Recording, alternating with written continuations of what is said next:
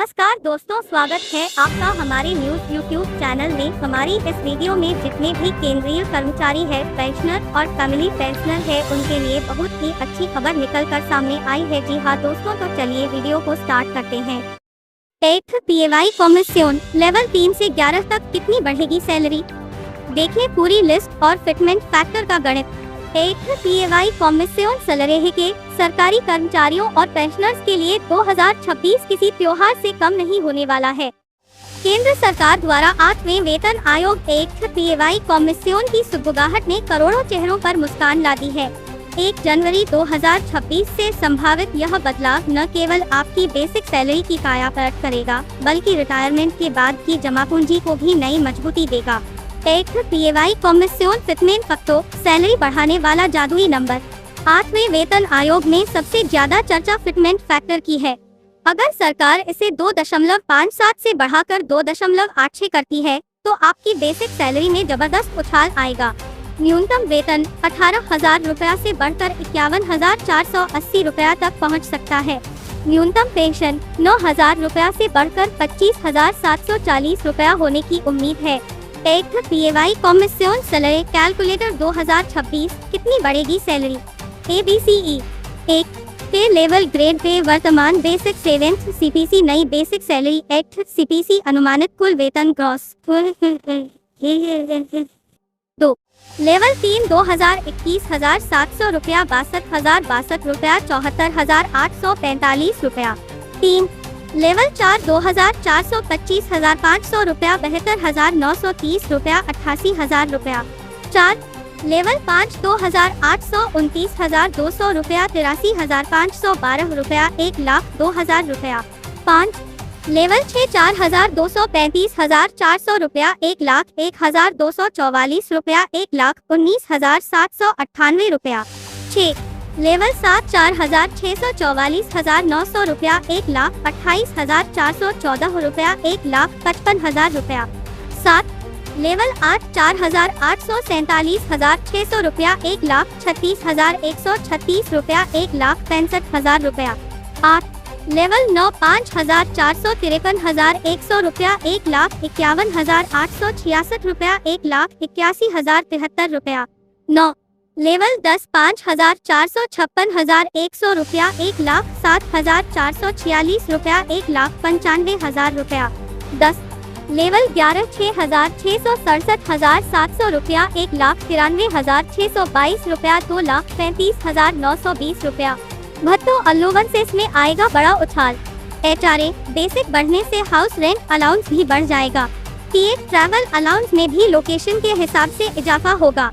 DA महंगाई भत्ते का कैलकुलेशन भी नई बेसिक पर होगा, जिससे कुल वेतन में बड़ा अंतर दिखेगा। NPS और CGHS भविष्य की सुरक्षा और सेहत। सैलरी बढ़ेगी तो आपके निवेश और सुविधाओं पर भी असर पड़ेगा। NPS बेसिक का 10% कर्मचारी हिस्सा बढ़ेगा, तो सरकार का 14% योगदान भी काफी ज्यादा हो जाएगा। CGHS बेहतर मेडिकल सुविधाओं के लिए आपकी मंथली कटौती स्लैब के हिसाब से थोड़ी बढ़ सकती है। 8वां वेतन आयोग कब से लागू होगा? उम्मीद जताई जा रही है कि इसे 1 जनवरी 2026 से प्रभावी रूप से लागू किया जा सकता है। क्या इससे प्राइवेट सेक्टर पर भी असर पड़ेगा? सीधा असर नहीं, लेकिन सरकारी सैलरी बढ़ने से अक्सर मार्केट में डिमांड बढ़ती है, जिसका असर अर्थव्यवस्था पर पड़ता है। फिटमेंट फैक्टर 2.86 ही क्यों माना जा रहा है? कर्मचारी यूनियनें इसे और भी बढ़ाने की मांग कर रही है, लेकिन मौजूदा आर्थिक समीकरणों के आधार पर 2.86 एक मजबूत संभावना मानी जा रही है। क्या एरियर अरेयर्स भी मिलेगा?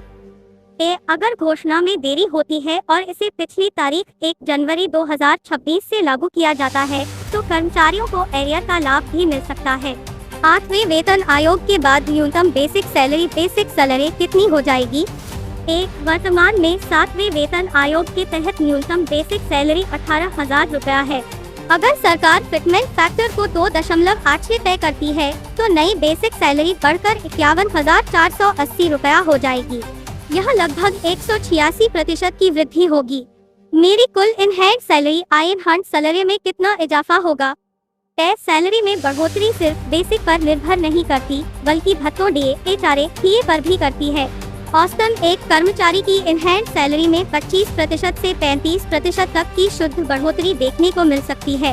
उदाहरण के लिए, अगर आपकी अभी कुल सैलरी 40,000 रुपया है, तो वह बढ़कर 52,000 रुपया से 55,000 रुपया के बीच पहुंच सकती है। न्यूनतम बेसिक पेंशन कितनी होगी? ए, वर्तमान में न्यूनतम पेंशन 9,000 रुपया है।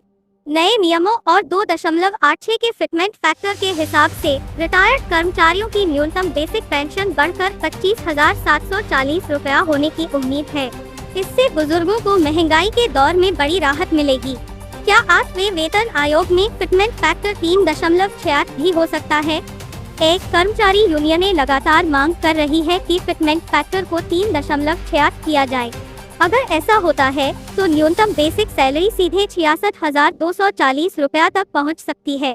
हालांकि सरकार की ओर से अभी 2.86 के आसपास रहने की संभावना ज्यादा जताई जा रही है। क्या फिटमेंट फैक्टर बढ़ने से केवल निचली रैंक वालों को फायदा होगा? नहीं, फिटमेंट फैक्टर एक मल्टीप्लायर है। यह जिस भी लेवल की बेसिक सैलरी से टकराएगा उसे उसी अनुपात में बढ़ा देगा। यानी अधिकारी वर्ग लेवल 10+ की बेसिक सैलरी में भी लाखों रुपए का इजाफा होगा। क्या महंगाई भत्ता DA 0 हो जाएगा?